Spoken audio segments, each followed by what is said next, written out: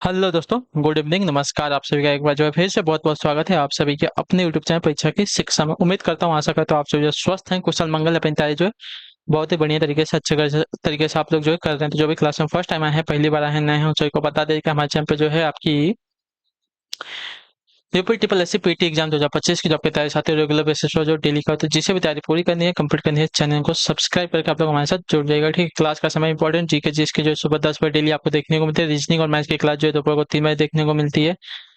हिंदी और general awareness की class जो है शाम को 7 बजे आप सभी को देखने को मिलती है। इसी टाइम पे आप सभी को क्लास से जुड़ के तैयारी को पूरा और कंप्लीट करना है। नीचे डिस्क्रिप्शन आप सभी को इंस्टाग्राम टेलीग्राम का लिंक मिलेगा, तो आप इंस्टाग्राम पे फॉलो करेंगे, टेलीग्राम चैनल को ज्वाइन कर लेंगे। ठीक है, टेलीग्राम चैनल पर डेली बेसिस पे क्लास का अपडेट आपको मिल जाता है। 6 और 7 सितंबर में जो है आपका एग्जाम है। ठीक है, तो अपनी तैयारी को जो है आप लोग अच्छे तरीके से स्टार्ट कर दीजिएगा। ठीक है, क्लियर सभी को? चलिए क्लास स्टार्ट। बिना किसी तरीके के एक एक क्वेश्चन आपके एग्जाम के लिए बहुत इंपॉर्टेंट, ध्यान से देखिएगा, उसका उत्तर देने की कोशिश कीजिएगा। पहला क्वेश्चन आपके सामने है, 56 नंबर से आपकी क्लास स्टार्ट हो रही है। मुख का विलोम क्या हो जाएगा, बताइए। मुख, मुख का विलोम क्या? आदर्श, जीवंत, वाचाल। तो मुख मतलब जो गूंगा होता है उसको, वाचाल मतलब जो बहुत बोलता है उसको कहते हैं। ठीक है, तो ऑप्शन नंबर आपका सी राइट हो जाएगा। क्लियर से को, तो मुख का विलोम आपका वाचाल हो जाएगा। मनोज निम्नलिखित में से किसका पराजय शब्द है? महादेव का, विष्णु का, कामदेव का, या इनमें से किसी का नहीं? तो मनोज, मनोज की अगर बात करेंगे तो आपका प्राची शब्द है कामदेव का। ठीक है, मनोज जो आपका कामदेव का प्राची शब्द है, तो ऑप्शन नंबर आपका जो सी दिया गया है साथ ही आपका राइट आंसर होगा। ठीक है, चलिए अगला प्रश्न आपके सामने है, 58 नंबर है।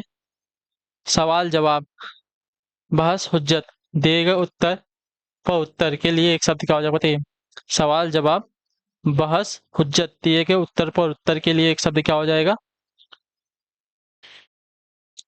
तो आपका राइट आंसर होता है प्रत्युत्तर। ठीक है, ऑप्शन नंबर आपका सी राइट होगा। क्लियर सभी को? सवाल जवाब, बहस हुज्जत या दिए गए उत्तर पर उत्तर के लिए एक शब्द आपका हो जाएगा प्रत्युत्तर। ठीक है, तो ऑप्शन नंबर आपका सी जो दिया गया साथी आपका राइट आंसर है। ठीक है, अगला प्रश्न है आपका साथी 59 नंबर, 59 नंबर उत्तर दीजिएगा राइट आंसर का। एक की वर्तनी शुद्ध है, बताइए। एक की वर्तनी शुद्ध है वह कौन सी है? एक की वर्तनी शुद्ध है वह कौन सी है? उन्नयन की वर्तनी कौन से शुद्ध है?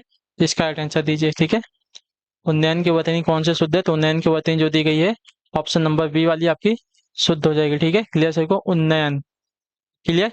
अगला क्वेश्चन आपका साथियों 60 नंबर, 60 नंबर उत्तर दीजिएगा राइट आंसर का। काला अक्षर भैंस बराबर मुहावरे का अर्थ क्या, बताइए। काला अक्षर भैंस बराबर मुहावरे का सही अर्थ क्या हो जाएगा? तो देखिए, काला अक्षर भैंस बराबर मुहावरे का अगर अर्थ देखा जाएगा साथियों, तो आपका हो जाएगा अनपढ़ होना, अनपढ़ होना। ऑप्शन नंबर आपका ए राइट हो जाएगा। ठीक है, काला अक्षर भैंस बराबर मुहावरे का अर्थ हो जाएगा अनपढ़ होना। क्लियर है वाला? चलिए 60 हो गया।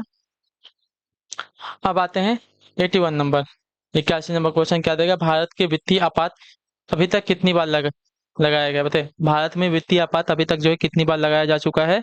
तो यह लगाया जा चुका है साथियों अभी तक कभी भी नहीं। ठीक है, ऑप्शन नंबर आपका जो डी दिया गया आपका राइट आंसर होगा। ठीक है, भारत में वित्तीय आपात अभी तक नहीं लगाया गया। ठीक है, संविधान के अनुच्छेद 360 के तहत वित्तीय आपात के बारे में प्रावधान किया गया है। इस अनुच्छेद के तहत जो है राष्ट्रपति वित्तीय आपात की उद्घोषणा जो है कर सकता है। ठीक है, कौन से अनुच्छेद में? तो अनुच्छेद 360 में दिया गया है वित्तीय आपात के बारे में। ठीक है, जो कि भारत में अभी तक एक बार भी नहीं लगाया गया है। 82 नंबर है, ध्यान से देखिएगा और बताने की कोशिश कीजिएगा राइट आंसर क्या होगा। मई 2022 में जारी विश्व आर्थिक मंच के travel and tourism development index में भारत का क्या स्थान था? तो 2022 का क्वेश्चन तो इतना इंपॉर्टेंट नहीं है, जो है 54वां था। ठीक है, चलिए अगले क्वेश्चन की तरफ बढ़ेंगे। आपका है साथियों 83 नंबर, तमिलनाडु का वेलविल ओरीविजा उत्सव निम्न में से किस महीने में मनाया जाता है, बताइए। और इसकी अगर बात करते हैं 2025 में। ठीक है,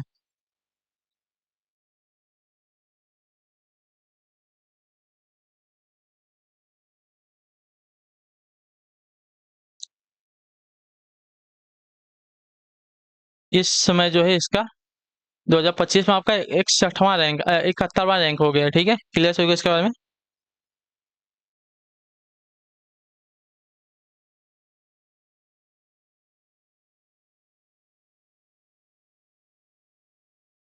नहीं, ये अलग है।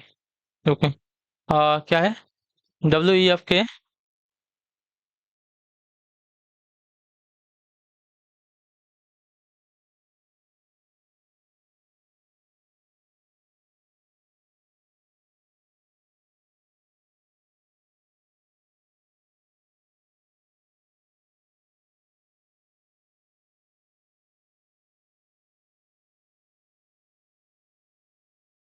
हाँ, 39वां आ गया है, ठीक है, 71वां नहीं है, 39वां आ गया है, ठीक है, 39वां आ चुका है। तो 39वां आपका राइट आंसर होगा। 2025 में जो 39वां रैंक इसका आ चुका है, ठीक है।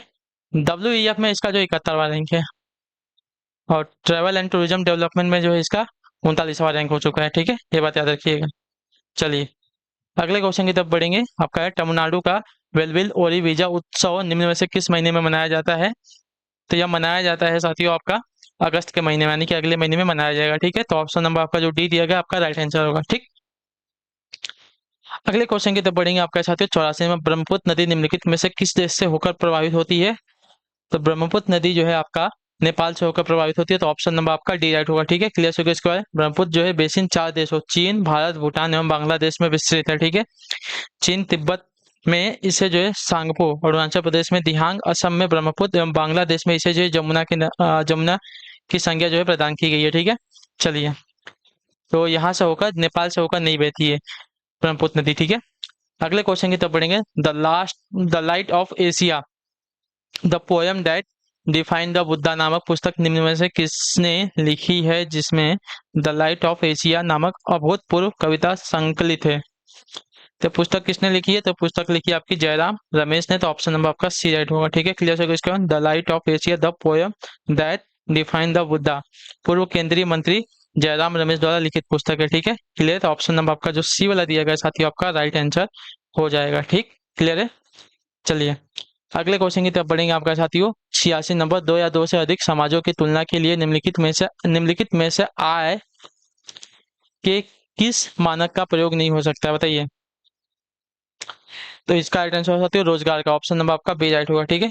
आय के रोजगार मानक का उपयोग दो या दो से अधिक समाजों की तुलना में नहीं हो सकता है। तो ऑप्शन नंबर आपका बी जो दिएगा आपका राइट आंसर होगा, ठीक।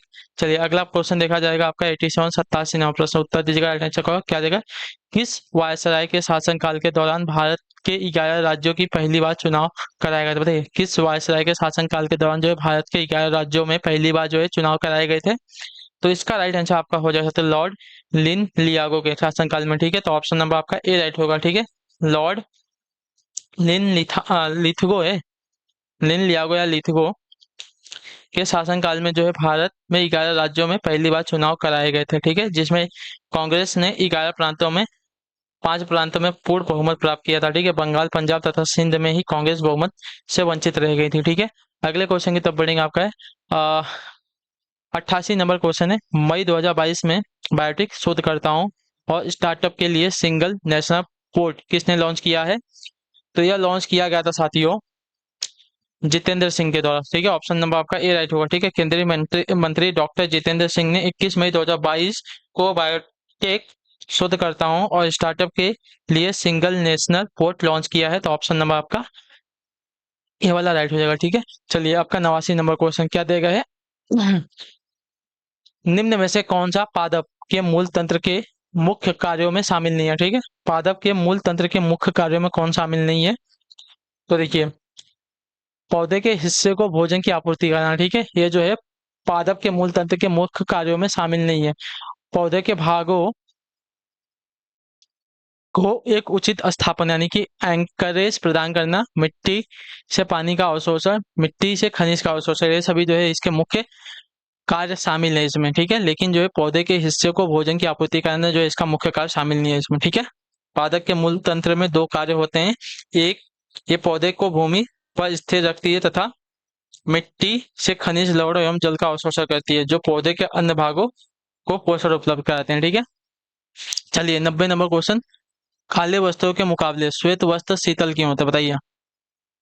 बताइए काले वस्त्रों के मुकाबले श्वेत वस्त्र जो है शीतल क्यों होते हैं, इसका रीजन क्या है, बताइए जल्दी से इसका उत्तर दीजिए। तो देखिए इसका उत्तर हो जाएगा साथियों कि उनके पास जो भी प्रकाश पहुंचता है वे उसे परावर्तित कर देते हैं, ठीक है, श्वेत वस्त्र जो होते हैं, ठीक है। तो ऑप्शन नंबर आपका बी राइट होगा। काले वस्त्रों की अपेक्षा श्वेत वस्त्र शीतल होते हैं क्योंकि श्वेत वस्त्र प्रकाश यानी कि ऊष्मा को परावर्तित कर देते हैं, जबकि काले वस्त्र यानी कि काले वस्त्र जो है प्रकाश यानी कि ऊष्मा को अवशोषित कर लेते हैं। इसी कारण जो है श्वेत वस्त्र आपके शीतल होते हैं और काले वस्त्र के मुकाबले। 91 नंबर क्वेश्चन उत्तर दीजिएगा। भारत का क्षेत्रफल पाकिस्तान से लगभग रिक्त स्थान गुना बड़ा है, कितना गुना बड़ा है? तो यह जो है साथियों आपका 4 गुना बड़ा है, तो ऑप्शन नंबर आपका बी राइट होगा। ठीक है, क्लियर को भारत का क्षेत्रफल जो पाकिस्तान के क्षेत्रफल से लगभग जो है 4 गुना अधिक बड़ा है, तो ऑप्शन नंबर आपका बी जो दिया गया साथी आपका राइट आंसर। जनसंख्या की दृष्टि से भारत विश्व का दूसरा सबसे बड़ा देश है, वहीं पाकिस्तान सातवां सबसे बड़ा देश है। ठीक है, क्लियर को भारत पाकिस्तान सीमा का विस्तार आपका 3,323 किलोमीटर है। ठीक है, चलिए अगले क्वेश्चन की तरफ बढ़ेंगे। आपका साथियों 92 नंबर क्वेश्चन, बुनियादी शिक्षा का विचार किसने प्रस्तुत किया था? बताइए, बुनियादी शिक्षा का विस्तार किसने प्रस्तुत किया था? तो आपका राइट आंसर महात्मा गांधी ने। ठीक है, ऑप्शन नंबर आपका सी जो दिया गया साथियों आपका राइट आंसर होगा। बुनियादी शिक्षा का विचार जो है महात्मा गांधी ने प्रस्तुत किया था। क्लियर यहाँ तक? चलिए अगले क्वेश्चन की तरफ बढ़ेंगे। आपका 93 नंबर उत्तर दीजिएगा राइट आंसर। निम्नलिखित में से कौन सा कथन गलत है? ठीक है, कौन सा कथन आपका गलत दिया गया है? तो गलत कथन अगर आपके यहाँ देखा जाएगा, राजकोषीय नीति सरकार के कराधान और व्यय निर्णयों से संबंधित है, सही बात है। मौद्रिक नीति अर्थव्यवस्था में धन की आपूर्ति और ब्याज की दर से संबंधित है, ये भी आपका सही बात है। ठीक है, राजकोषीय नीति में कर नीति, व्यय नीति, निवेश या विनिवेश, रणनीति और ऋण या अधिशेष प्रबंधन शामिल है, ये भी आपका सही है।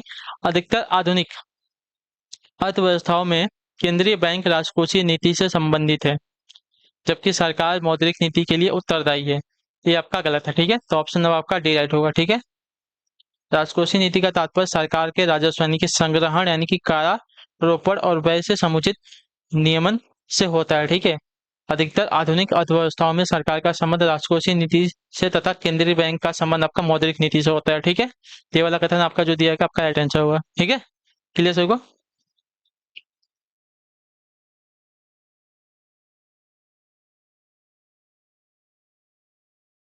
आया ना?